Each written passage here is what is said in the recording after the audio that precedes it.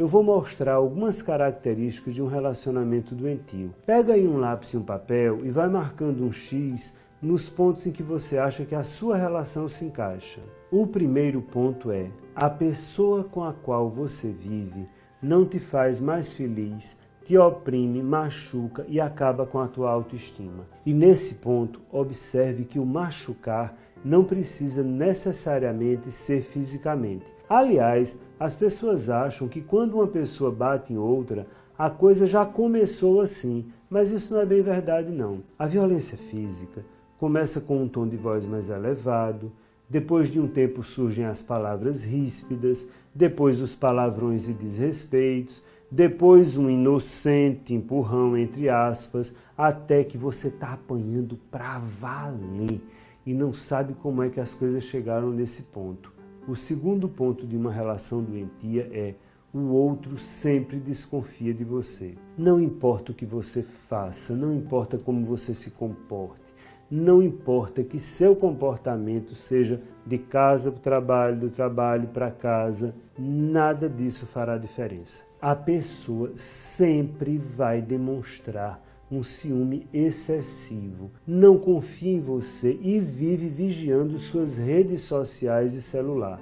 Existem aqueles até que fazem questão de ter as senhas do outro com justificativas malandras do tipo: ah, se você não tem nada a esconder, por que é que eu não posso ter suas senhas? Bom, eu poderia dar 100 respostas diferentes a esse tipo de argumento, mas a mais óbvia é: não pode ter minhas senhas, porque independentemente de eu lhe amar e de não ter nada a lhe esconder, eu sou um indivíduo e tenho vida própria e privada. Um outro ponto muito comum em relações doentias é: ele ou ela não gosta dos seus amigos e atrapalha suas amizades. Se ao se relacionar com alguém, você começar a observar que o seu ciclo de amizade só vem encolhendo, abra bem os olhos, porque alguma coisa está muito doente nessa história. Os relacionamentos devem sempre somar e multiplicar as coisas, jamais subtrair ou dividir. Ou seja, seu grupo de amigos deveria crescer, pois se juntaria às amizades do seu parceiro ou parceira. Quando ocorre esse encolhimento na sua vida social, há uma boa chance de que o outro esteja lhe isolando do mundo e você não está percebendo isso. Há inclusive aqueles relacionamentos que afastam o outro até da própria família. Imagina isso. Pessoas que agem assim tendem a ser muito possessivas. E o que é que está por trás desse movimento de isolar cada vez mais o outro? O que está por trás é uma ideia muito perigosa e adoecida, a de que você é uma propriedade privada, que você é um objeto e não um sujeito. Se seu relacionamento também apresenta esse tipo de característica, se ligue, porque você está pisando num campo minado que vai explodir a qualquer momento. Uma outra característica é a tentativa de mandar em você e esperar que você obedeça. Eu já estou até ouvindo você dizer: era só o que faltava, quero mesmo ver alguém tentar mandar em mim.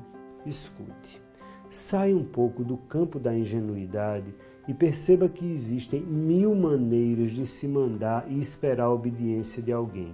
Esse tipo de comportamento pode ser muito sutil e bem pouco explícito. Quer ver uma forma bem simples do outro mandar em você e lhe tornar uma pessoa obediente?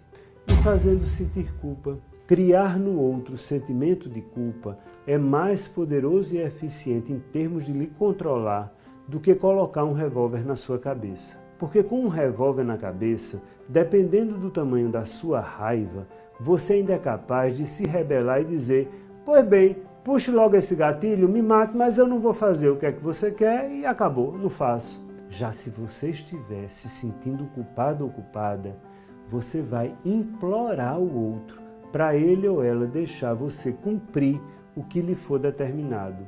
Então, se o outro faz você sempre pensar que o erro na relação é só seu, que a vida a dois está indo por água abaixo por sua culpa, que você é uma péssima mãe ou um péssimo pai, que ninguém mais no mundo vai querer você e coisas desse tipo, pode ter certeza de que essa pessoa está mandando em você através da culpa e você talvez nem esteja percebendo.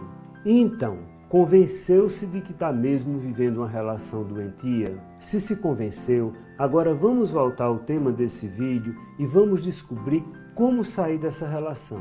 Primeiro, coloque um ponto final definitivo.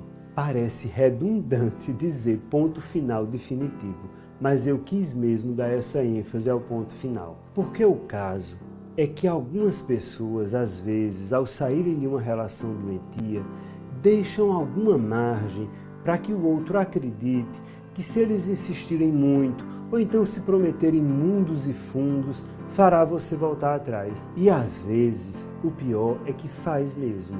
Por isso, não dê margem para nenhuma negociação.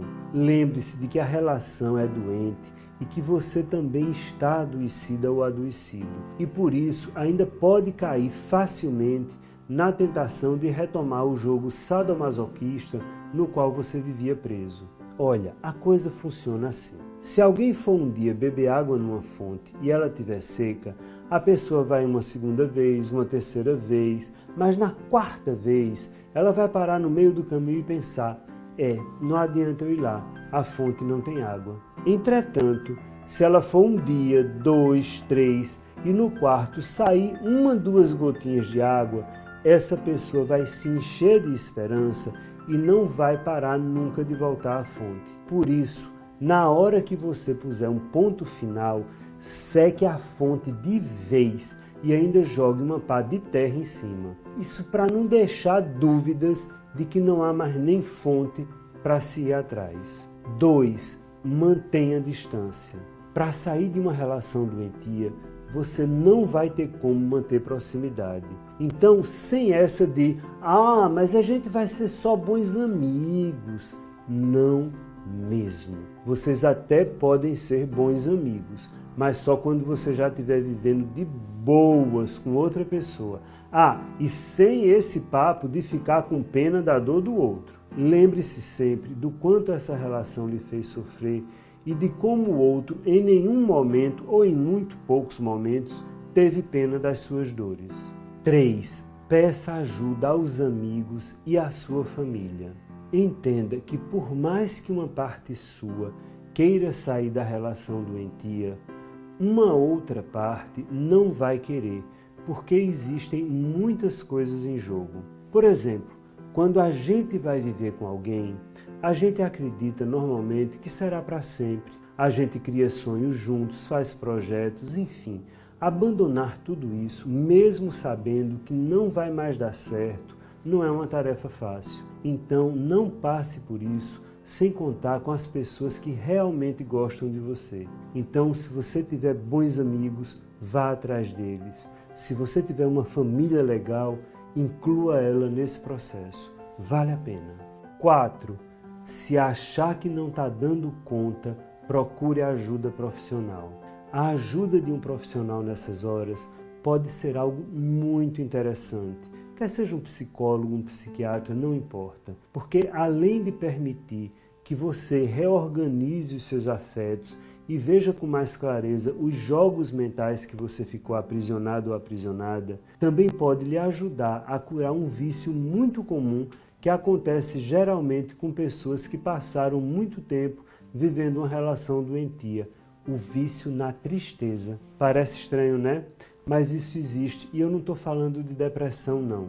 Tem pessoas que passaram tanto tempo vivendo situações tristes que acabam estranhando a felicidade.